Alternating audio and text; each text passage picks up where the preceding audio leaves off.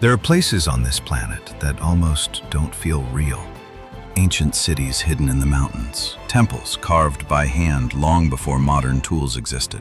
Stone structures so precise, we still don't fully understand how they were built. For thousands of years, these landmarks have survived wars, empires, disasters, and time itself. And today, we're exploring the sites that continue to capture the imagination of millions around the world. This is a journey through the most extraordinary wonders ever created, and the stories that make them unforgettable. These are the wonders of the world.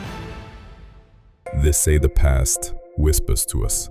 At Chichen Itza, it echoes through stone.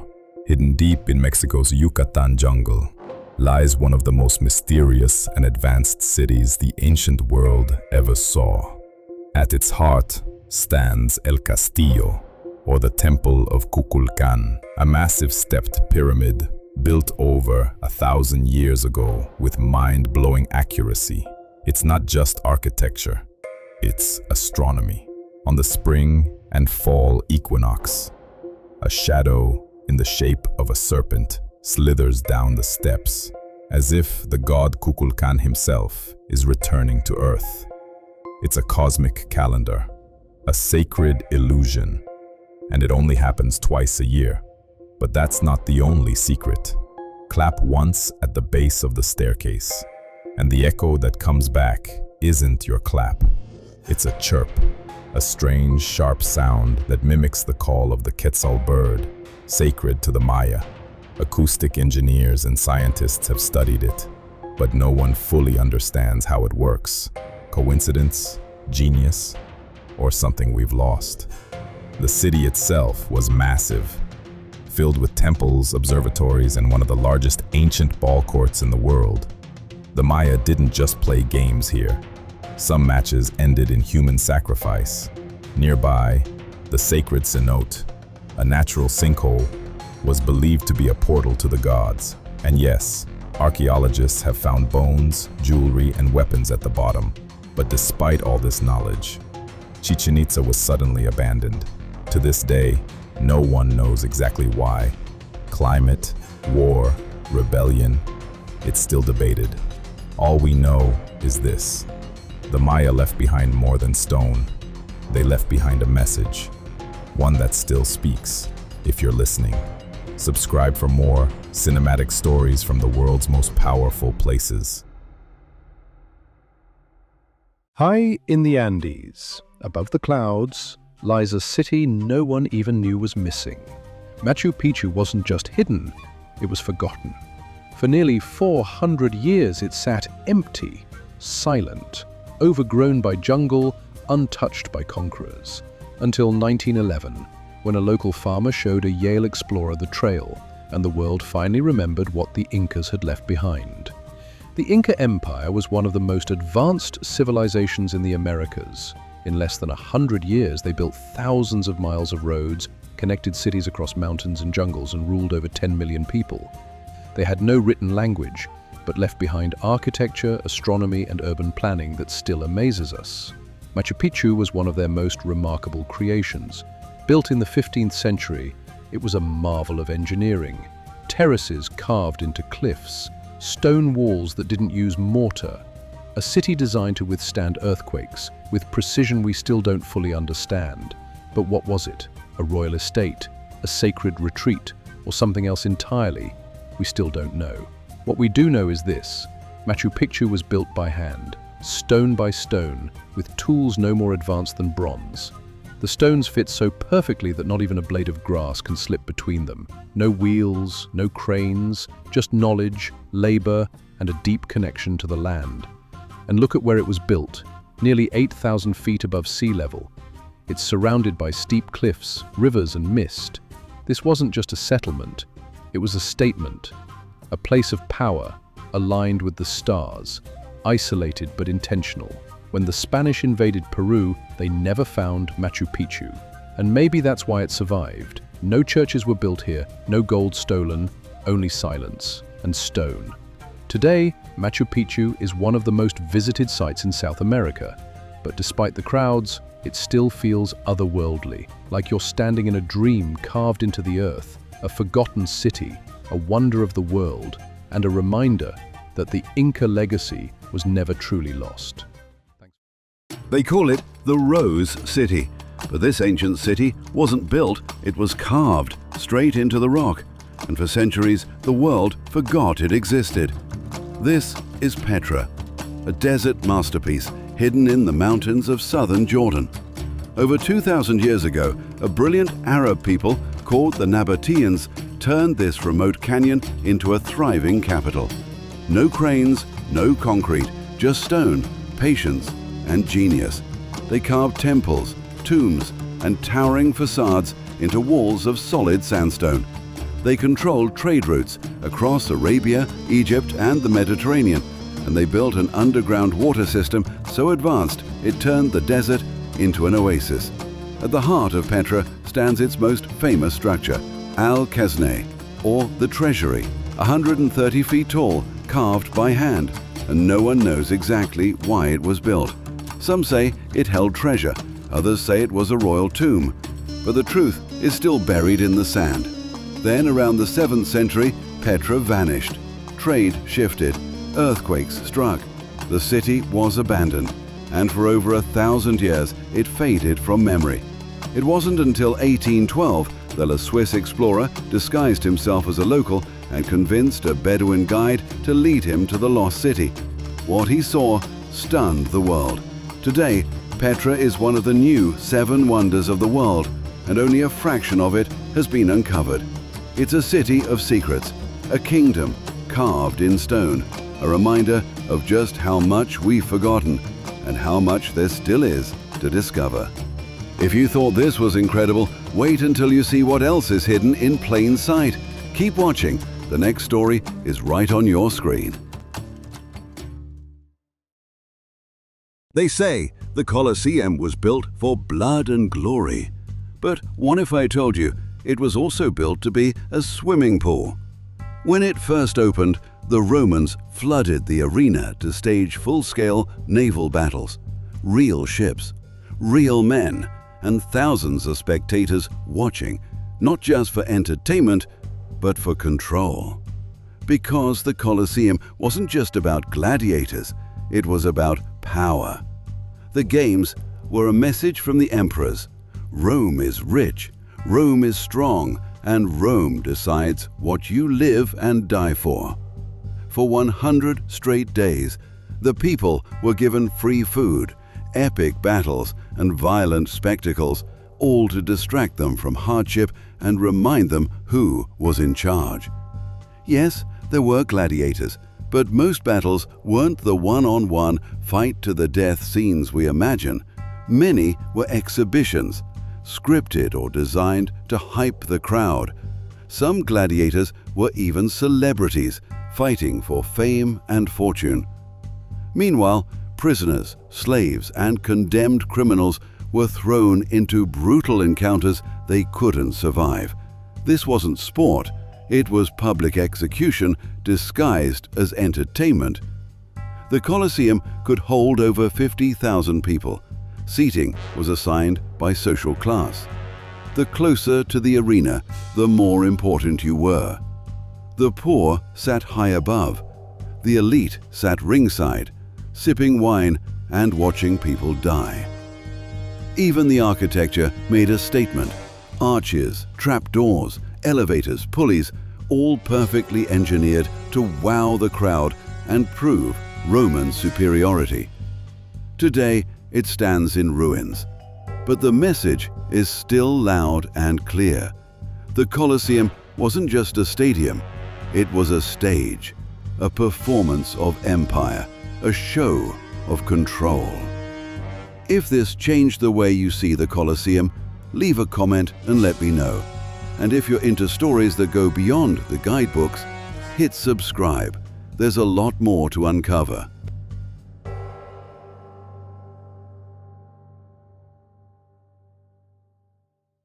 They say it's a symbol of eternal love, but the truth behind the Taj Mahal is far more complicated. Who really built it, and what was nearly destroyed? Located in Agra, India, The Taj Mahal is one of the most recognizable landmarks on Earth. Built entirely of gleaming white marble, this monument draws over 7 million visitors every year. But few of them know the deeper story carved into its walls. Commissioned in 1631 by the Mughal Emperor Shah Jahan, the Taj was built as a tomb for his beloved wife, Mumtaz Mahal. She died giving birth to their 14th child. Grief-stricken, Shah Jahan poured his empire's wealth into constructing a masterpiece that would stand for centuries. It took over 20,000 artisans and more than 20 years to complete. The marble was transported by 1,000 elephants, and precious stones were sourced from across Asia. From Persian, Islamic, and Indian influences, the Taj is a stunning blend of architectural styles, perfectly symmetrical, except for one feature: Shah Jahan's own tomb added later, which breaks the harmony. But here's something most tourists don't hear. Shah Jahan originally planned to build a second Taj Mahal, in black marble, on the opposite side of the Yamuna River, a perfect mirror image. That plan was never completed. Some say it was stopped by his own son, Aurangzeb, who overthrew him and imprisoned him in a nearby fort, where he spent his last years staring at the Taj Mahal from a distance. Over time, the Taj has faced threats from pollution, war, and even British officials who once suggested selling its marble off piece by piece. Thankfully, preservation efforts have kept it intact, though its dazzling white now requires constant restoration. Today, the Taj Mahal is a UNESCO World Heritage Site and considered one of the new 7 wonders of the world. It's more than a postcard image. It's a symbol of love, power, and tragedy, all captured in stone. Thanks for watching. If you enjoyed this video, check out more from around the world right here on Mandovids, and don't forget to subscribe. Your next journey starts in the next video. The Great Wall of China, one of the most iconic structures ever built by humankind. But here's the truth. It's not a single wall. It never was, and it didn't actually keep the invaders out. Stretching over 13,000 miles, the Great Wall isn't one unbroken line. It's a network of walls, watchtowers, and fortresses built by different dynasties across centuries. Some parts are thousands of years old. Others were built just a few hundred years ago. Its construction began as early as the 7th century BC, when regional kingdoms built their own defensive walls. But the most famous sections, the ones with brick and stone you see in photos, were built during the Ming Dynasty, after the Mongol invasions. Millions of laborers, including soldiers, peasants, and prisoners, were forced to build it. Many died along the way, and their bodies were buried nearby. The wall became known as the longest cemetery on Earth. Despite its massive size and scope, the wall failed to stop all invasions. In fact, the Mongols eventually bypassed it entirely. So if it didn't work as a military defense, what was it really for? The Great Wall was as much about psychology and power as it was about protection. It showed the world China's strength, its engineering might, and its imperial reach. It was a message. You're either inside the wall or outside it. Today, the wall stands as a symbol of China's history, perseverance, and identity. But time is eroding it. 1/3 of the wall has already disappeared. Weather, tourism, and neglect threaten what remains. And yet, despite all that, it still stands. Winding over mountains, deserts, and plains, the Great Wall of China remains one of the greatest engineering feats in human history.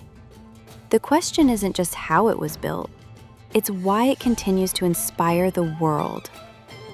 If you love travel with meaning, stories behind the places, not just pretty views, hit that subscribe button.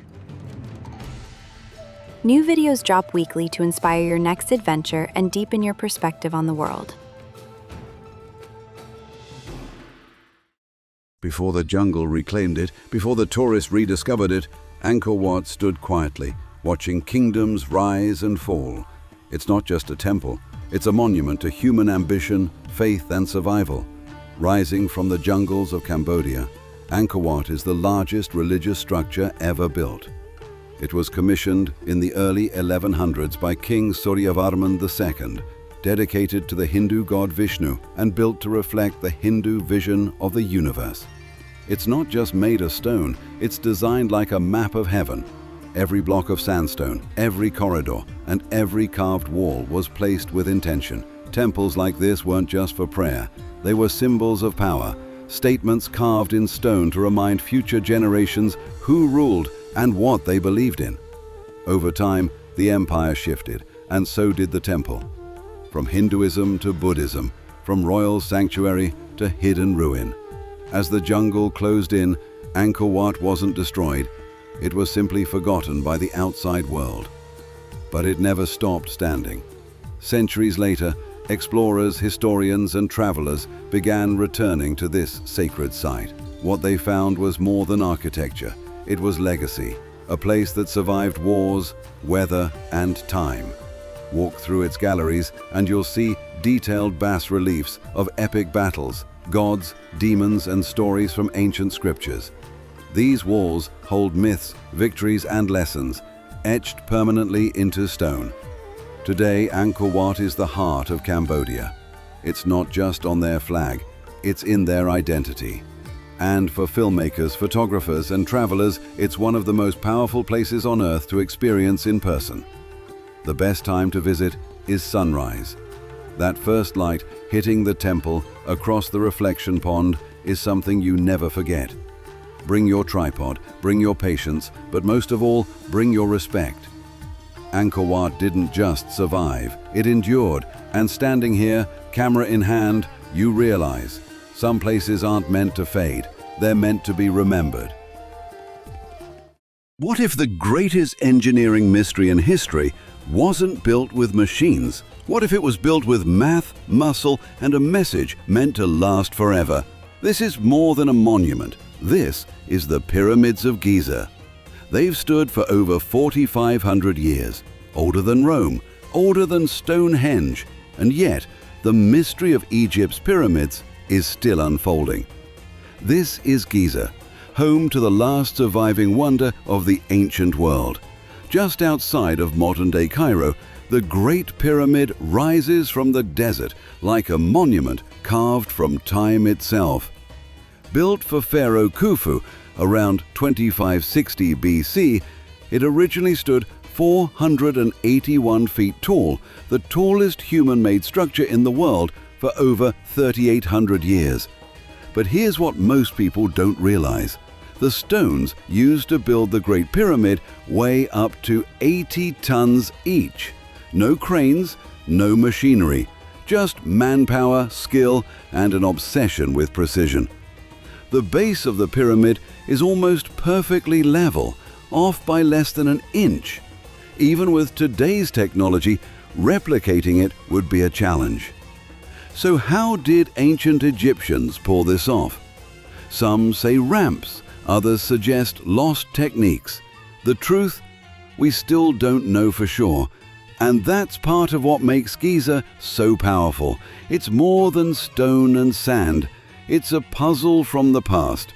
But the Great Pyramid is only one part of the story.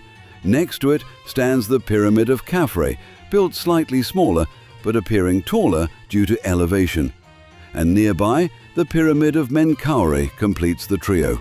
Each tomb built for a king, aligned almost perfectly with the stars of Orion's belt. Guarding them all is the Great Sphinx, a massive statue with the body of a lion and the face of a pharaoh. Carved from a single piece of limestone, it stares east toward the rising sun, a silent witness to thousands of years of history. Today, the pyramids draw millions of visitors each year, and while the camel rides and photo ops are iconic, the real experience happens in the stillness. When you stand in the shadow of these monuments and feel the heat of the Egyptian sun on your skin, something shifts. This isn't just a tourist site. It's a message across time, a reminder of how far humanity has come and how much we've yet to understand. If you ever get the chance to walk these sands, go. If not, this video brings you as close as possible. Subscribe to Mandovids for more journeys into the ancient, the epic, and the unforgettable. Thank you for watching Wonders of the World, Part 1. These places are just the beginning of an incredible journey around the planet's most iconic landmarks. Which wonder would you want to visit first, and why? Let me know in the comments. More episodes are on the way.